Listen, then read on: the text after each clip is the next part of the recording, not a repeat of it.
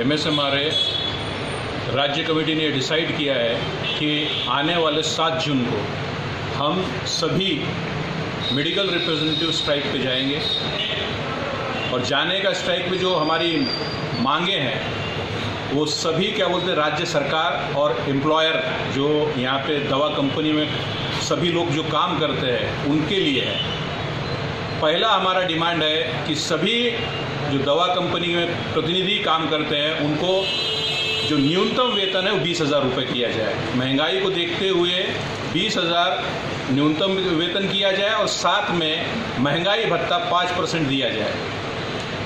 ये पहली मांग है। दूसरी मांग है कि जो हमको 8 घंटे का काम निर्धारित किया है स्टेट गवर्नमेंट में, जो कि डिफेक्टिव नोटिफिकेशन निकाला है, उस नोटिफिकेशन को करेक्ट किया जाए। क्योंकि डिफेक्टिव नोटिफिकेशन में ऐसा है 2 घंटे का लंच ब्रेक दिया गया है, यानी 10 से 4 और 10 से 2 और 4 से 8। ये 2 घंटे को कम करके 1 घंटा करके कंटिन्यूशन में जो मिनिमम वेज एक्ट के तहत 8 घंटे का काम निर्धारण है उसके हिसाब से 10 से 5 हमको काम दिया जाए। ये दूसरी डिमांड है। तीसरा है सेल्स प्रमोशन एम्प्लॉयज़ एक्ट जो लागू है 1976 का, उसको पूरी तरह लागू किया जाए और जो कंपनियां इस चीज़ को अपॉइंटमेंट लेटर फॉर्म में नहीं देती और उसके रूल के अंडर काम नहीं करती उस पर कड़क कार्रवाई की जाए। सरकार से हमारी मांग है कि 0 GST सभी दवाओं पर निर्धारित की जाए और ज़्यादा से ज़्यादा दवाइयों को NPPA के अंतर्गत अति आवश्यक दवाएं घोषित करते हुए उस पर सिर्फ DPCO जो पुराना DPCO है उसमें लाई जाए।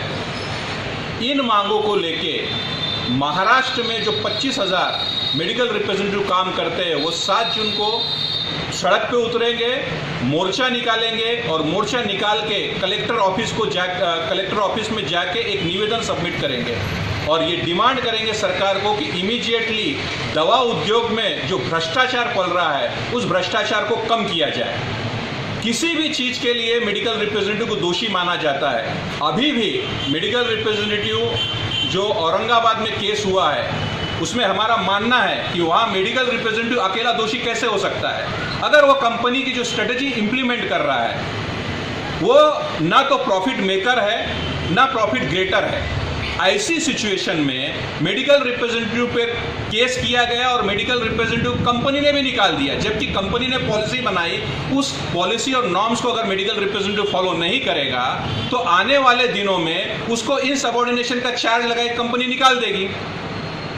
और गवर्नमेंट जहां पुलिस केस हुआ है, गवर्नमेंट भ्रष्टाचार के आरोप में उसको लगाते हुए उनको निकाला गया है। ऐसी सिचुएशन में मेडिकल रिप्रेजेंटेटिव को जॉब को समझते हुए वो सेल्स प्रमोशन एम्प्लॉई है, ना कि वो कोई पॉलिसी मेकर है। जहां दवा कंपनियों को फ्री हैंड गवर्नमेंट छूट देता है, दूसरी तरफ मेडिकल रिप्रेजेंटेटिव पर कार्रवाई करती है। ऐसी कार्रवाई को हम निषेध करते हैं। और एक हम और उदाहरण पेश करना चाहते हैं कि एक कंपनी में, बड़ी कंपनी में मैनेजर ने मेडिकल रिप्रेजेंटेटिव को मारने के बाद उस कंपनी के साथ जब चर्चा हुई तो उन्होंने बोला कि हम मैनेजर को निकाल देंगे। और कारण क्या था?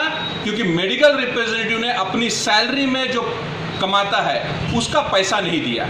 ऐसी सिचुएशन में जो मुंबई में हुआ है उसका भी एमएसएमआरए ने निषेध किया है और अल्केम कंपनी से डिमांड किया है कि वो उस मैनेजर और रीजनल मैनेजर पे कार्रवाई करें और जो मेंबर है जिसके ऊपर अत्याचार हुआ है उसके साथ में सहानुभूति रखते हुए उसको काम पे जैसा पहले काम करता था उसे काम पे रखे। यह कई उदाहरण है जहां मेडिकल रिप्रेजेंटेटिव पर दबाव डाला जाता है। ऐसे सारे भ्रष्टाचार जो दवा कंपनियां कालाबाजारी करती है उनके खिलाफ और गवर्नमेंट जो फ्री छूट देती है और आम आदमियों पे ये टैक्स लगाती है, जैसा कि GST, कई दवाइयों पर 28% टैक्स लगाया गया है। हमारी डिमांड है सभी दवाइयों पे 0 टैक्स लगाया जाए क्योंकि ये अत्यावश्यक कमोडिटी में आता है। ये सारी मांगों के साथ एमएसएमआरए पूरी तरह सजग है और एमएसएमआरए ने निवेदन दिया है। एमएसएमआरए ने गवर्नमेंट से चर्चा की है। जो कामगार मंत्री उन्होंने एश्योर भी किया था कि हम आपके मांगे पूरी करेंगे, लेकिन उन्होंने भी ये मांगे पूरी नहीं की। इसलिए 7 जून को सभी एमएसएमआरए के मेंबर पूरे राज्य में हड़ताल पे जाने वाले हैं। धन्यवाद।